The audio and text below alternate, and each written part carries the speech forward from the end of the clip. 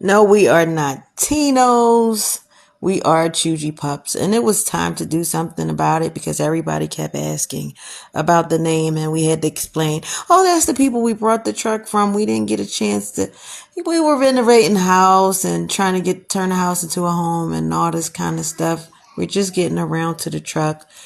$4,500 to $6,000 is the pricing that we got for wrapping. So we took matters in our own hands, grabbed a couple cans of spray paint, and voila, chougiepupps is now on the food truck.